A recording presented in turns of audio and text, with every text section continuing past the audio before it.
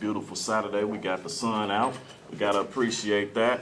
I want to start the show off with some Black history facts. I was doing some research on Black history, looking for entrepreneurs, and found a gentleman I was not familiar with his name. His name is Mr. Garrett Augustus Morgan. Now, Mr. Morgan was an entrepreneur, investor, and publisher.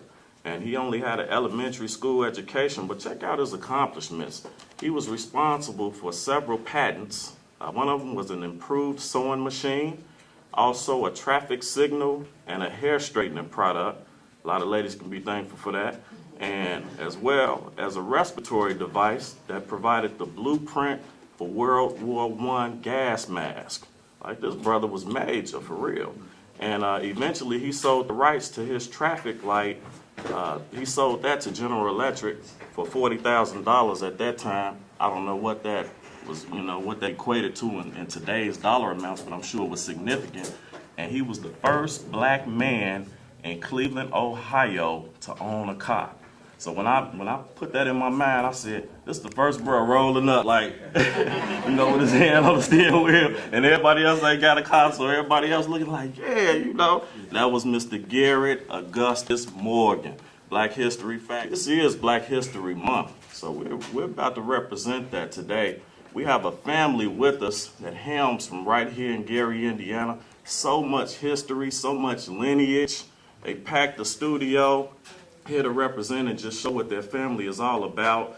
Just a great reputation and just a good feel to the entire story. So we want to bring that to you guys so you can learn more about them if you're not already familiar with the Caldwells of Gary, Indiana. And we asked them to say hello to everyone that's listening today. How's everybody doing? Hello.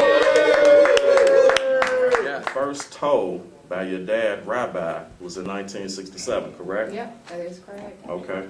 And the business itself was founded in 1976, right? That is correct. All right, so I accumulated that to be 38 years ago, right? Yes. That's a long time to be self-employed, so that means you have to have done some things right to achieve that. Yeah. Okay? All right, so now the founding members of the business were Rabbi and Herman Caldwell, correct? That is correct. Okay, who was Herman? Herman is Jeff's dad. They're brothers. Okay.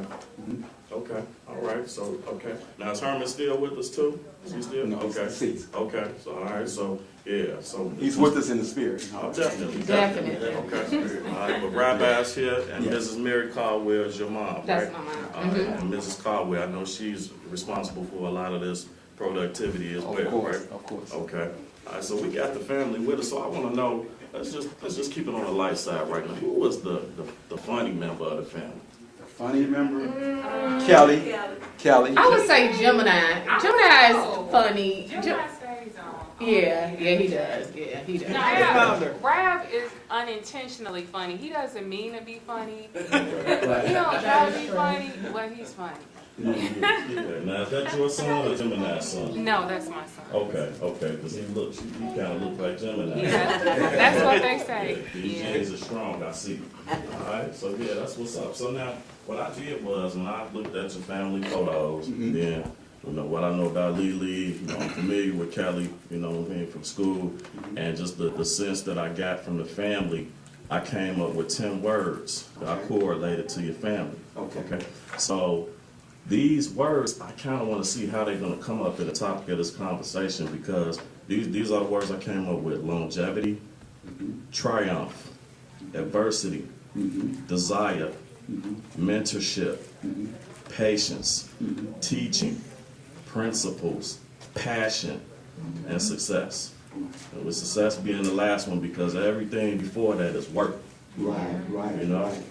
Yeah, so what you guys think about that? That's sounds like a representation? Success represents a lot of things, and I think that even if we weren't working or doing what we're doing, I think we're just successful because of our minds. We're very proud of one another. That word proud, everybody says that to each other in this family all day, every day. I'm so proud of you. You know what I mean? This is what I want to represent. When I was coming up with the objectives of this show, trying to figure out what it was that I wanted to do, when I found out I had this opportunity, I began to think about, what did I want to achieve? And that's to bring positive media, you know what I mean? And that's not very popular, you know, when you True. push that, you know, there's a lot of baby mamas and a lot of, you know, Right. broken-hearted Valentines and all of that that's being talked about right now before this is, but, you know, I still feel strongly and passionate about this, so I'm taking it and running with it, and I'm continuing to create my own stories. And if nobody supports that or backs that, you know, being that it's not the newspaper or anything like that, you know, I'll continue to do that until they call on my phone looking for me instead of me looking for them. That's how I see it, you know. Did you have something, DC? Yes, also part of the success of the family. I knew when we were all growing up in the family, we didn't go outside and play. Our play was you had to change the oil, you had to paint the paint, Yes. you had to cut the grass, Yeah. you had to work in the store, Yes. you had to climb up on the roof and clean out the gutters. Right. You had to do something. Right, if you was up at 6, 7 o'clock in the morning and you was gonna play, if any of those tasks weren't done, which they would probably be done about 3 or 4 o'clock in the evening, Right. then you can play. Then you can play. And so, me being a part of the family, I had the soft hand. So, Right. what happened was when I had to change the oil or move something, I was constantly going back to the washroom, washing my hands. So that's why I got the soft hand for the family. So, I went to school to become a auto mechanic, a jet mechanic, and I learned to be a jet mechanic and a pilot at SIU in Carbondale. Okay. But I ended up running an embroidery company and doing more creativity and management and stuff like that. But based upon the family work ethics, you just had to work from 7 to 3, and then maybe 7 to Right. 3. 7 to 7. I started working when I was. No lie, honest to God. Wait. The store's supposed to close at 7. Yeah. But if Rab is in the garage working, we like, Papa, can we go? No, it's people still coming. That's right. If people still walking in that store, you still gonna be It's working. still gonna be So forget play. But what's really, really great though is everybody in this family does something. That's you know, true. my grandmother sewed and she cooked. Then my Aunt Helen, she sewed and she cooked. That's right. She'll She's tell still you- sewing and she's cooking. Still sewing, Yeah. still sewing. Yeah, they are. So everybody does something. It's so interesting though, just always seeing, coming up seeing my daddy on the run. He's running here, he's doing this. We'll go with him, we go to the warehouse store to buy everything for the store, you know, to sell. And then he's doing, so to see his hands in so many things, doing so many things. Right, that's Right, exactly. Started thinking about the towing business. You know, you don't think about these things until you actually start to formulate in your mind what it takes for a person to do the job that they Right, do, right. for their profession, right? Right. So then I started thinking 24 hours. No, our truck says 25. 25. Yeah. I mean, I'm serious. It's 25 hours. 25 hours. That's how we roll. But a big point that I'm thinking about, everybody here has their arms, their legs, Right, right, their fingers. right. So now I'm thinking about you're helping people to get safe Right. a lot of times. Right. But you got to be safe That's right. in the Because you process certain of doing situation, that. yeah. So I want to kind of know something about the mental process, you know what I mean, of how you prepare, you know, for going out on the job, you know, to do what you got to do. Well, first of all, what we do is when we get a call that comes in, of course, we'll ask who we're speaking to, and then we would ask what your situation is. And with certain things we need to know. We need to know if the Kind of tires vehicle you're are driving, yeah. if the tires are down on the vehicle. Okay. Is it a all-wheel drive, four-wheel drive?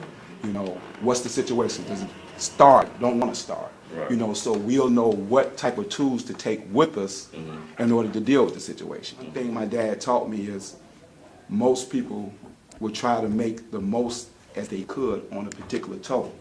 And he said it's better to wake up with something that next morning than to wake up with nothing. Say, for instance, the most average tow may be, I don't know, with a flatbed starts out at $150. And we know, living in Gary, most people don't have money. Jobs are scarce, you know what I'm saying? And we know it's hard because we were raised here. It's the truth. So it's not saying most people wouldn't pay, but they probably can't afford to pay. So what we'll do is, automatically, if it's $150, we'll go out there for $100. And my dad teaches me, I did one last night, with a person who was actually a $75 tow, all I got was $50. But I'm happy I woke up with $50 the next morning. And I helped a person that was really, really in need. What I was trying to do, I talked to Jim and I I know, you know, he's got kids, he looking out for them, he taking care of your practices. She's hustling strong out here, you know what I mean? But just, I want y'all to just kind of tell me, like, if you're in agreement with the fact that I think that collectively you all are activists. You know what I mean? And what I mean by that is you are examples. You know what I mean? This is what makes me feel good about the story. It's kind of like looking at you guys, you know what I mean? I can see that, you know, it's family and it's so much that's embodied in that. But this is all love. It ain't no, you know, nothing is false about this. You know what I mean? It's really genuine. And that's why I say, man, I look at y'all and on the resume, I said, I think the word to sum up the family, if I was trying to use one word, would be activists, you know what I mean? Or people to help. Unity. Right. Oh, yeah. Okay. Right. Oh, yeah. Right. I mean, this is great, but it extends so far between just us. You know, usually people, they really just see Gemini, me, Lily, and Fuzzy, but it's so far beyond that. The great thing about it, though, is we're all doing what we're doing, but I can look to my left and I can look to my right. Gemini has something going on. Fuzzy has something going on. Lily has something going on. Nobody is for business people with a community responsibility. And what I mean by community responsibility, my uncles talked about Reverend Jesse Jackson and Martin Luther King and all of those leaders. And so here I am, 25 years later. Reverend Jesse Jackson is one of my clients. I do Rainbow Push merchandising. I know President Barack Obama. You know, like we have our family reunion. 85% of the people ain't our family. Thank you.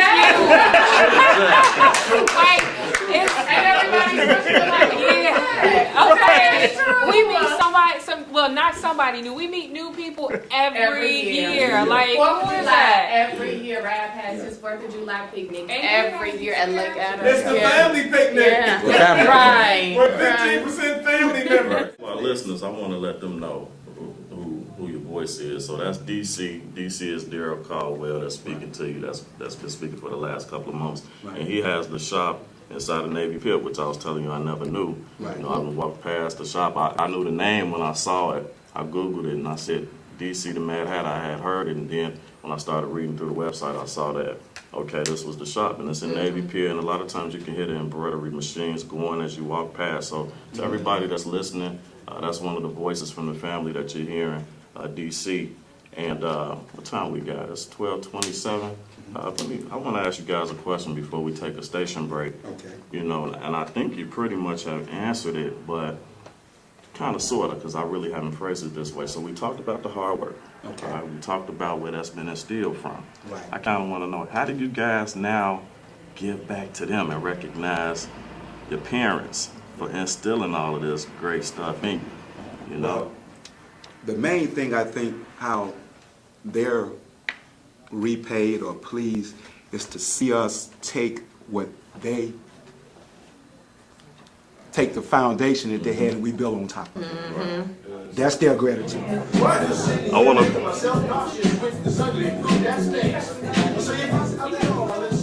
All right, we're back. We are definitely back. It is the Vocal Entrepreneurship Show with your host, Keen Eyesight.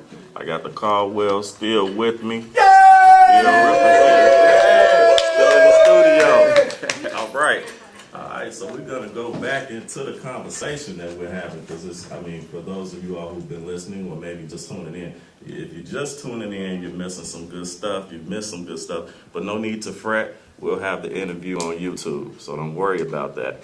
So let's get back in the conversation. You know, while we took a quick station break, I was thinking, and to the gentleman, you know, of the business that I work in the business right now, as we know, you know, for young black males in our community, it's a struggle. You know, a lot of things going on, a lot of negativity. And I talk about this kind of on an ongoing basis, you know, because we talk about bridging the gap. One of the things that's going on is there's a huge communicational gap between the pillars of the community, the people that's been doing it, that's been in service, that's been activists for years, and then the young people. Actually, the young people are just not getting involved because they feel like they don't even, their voice is not respected. Right. You know what I mean? And there's so much of that. And, you know, for anything to improve the conditions for all of us and our family members that are here, even if we're not here, for those conditions to improve, we have to start talking about what we can do to encourage the youth. So I mentioned to Gemini that I was going to ask, this question that, given these challenges facing the city, what words of motivation would you offer to a young person, that's possibly listening, or just a young person that you see that's, in need? You know what I mean? You got any opinions or comments about that? Well, one thing, when we was young coming up, my old man always told us, he say, prove them wrong. And one thing he said, like, prove them wrong, because, meaning people. Haters, yeah. People are gonna, underline your downfalls, and they gonna have certain expectations of you, low expectations of you. Right. And prove them wrong. And my thing is, if you believe in something with all your heart, if you believe this, regardless of what the world say, go after it, chase it. Yeah. And if you believe it in your mind, for years I thought it was just a cliche. If you believe it, you can achieve it. Right, Stuff you hear in school, right. yeah. But when you got your heart set on something, it's yours. As far as bridging the gap, what you were saying, bridging the gap with the community, respect for elders is kind of falling away. So before, I think a lot of people believe, a lot of elderly people, they just don't even expect it. Right. So there is no conversation. Yeah. Because they want to be respected. They don't expect to receive that respect. So I think what works for us, my mother always taught, and my mother's family, you're going to say yes ma'am, no sir, no two ways about it. But once I was talking to my grandma and I accidentally said what, and then she was like, excuse me? I wasn't. So you won't make that mistake again now, right? It's on both ends, the youth and the elders. There's going to have to be a common ground, even sort of in certain areas now. But we are not going to be overcome by that. We're determined. I like to use the word tenacity. And we stick to it, man. No matter what, we may get knocked down, get the wind knocked out of us, and we'll sit back and catch our breath, or one of us will come along and say, hey, how can I help lighten that struggle with you? And we'll do that, but we keep on, You must got that one gift, because now this is like the second time you answered my next question. I'm sorry. Before I asked it, I'm sorry. I appreciate you though, bro. You making it easy for me, Okay, man. okay. It's so smooth. But what I was going to ask you is, as far as the Caldwell name, the name comes with the responsibility now. Right. So, Yes. in every aspect of what you do now, That's right. You got to represent that name. Bottom line is, we all had great foundations. We had aunties, we had uncles, we had cousins, and so everybody, like everybody said, everybody did something. Too, it's just the name. Just the name itself. We were raised to respect that name. That we were taught that name means something. As far back as I can remember, he's always taught us to take pride in being a Caldwell. My partner just walked in, man. I want to say Hey. what's up to LB Burns is going to be featured on the next Uprising project. All right. We're going to hone in on some of this brother's comedic talent. Oh yeah, he is really funny. Yeah, he is hilarious. It's going down, so be on the lookout for the rest. Hey, so I just wanna, before I go, I gotta make some announcements for next week, but I wanna just extend my heartfelt thanks to you guys. I appreciate Thank you. you. coming out. Thank you. We're so grateful. Y'all represented very well, and I appreciate y'all, man. Y'all got an awesome family legacy. Bro, DC, Yes. you got a shirt for me, man. Right. Got a shirt with my logo Got on your it. logo on it, put some Febreze on it, some Indian spray on it. Yes, sir. DC on the side, King and Outside Caldwell on the Production. other Yeah, side, Caldwell's and King on one sight in the side. front. So you can rock some of those values with you. DC. So, hey, getting some multi-level marketing. Yes, sir. That's right. All right. Appreciate Ground you, level man. marketing, guerrilla marketing. I got in close. Okay. You don't want the intern taking no pictures, man. We're professionals. I gotta have an intern. You talking down? Cheap labor, baby. Cheap labor.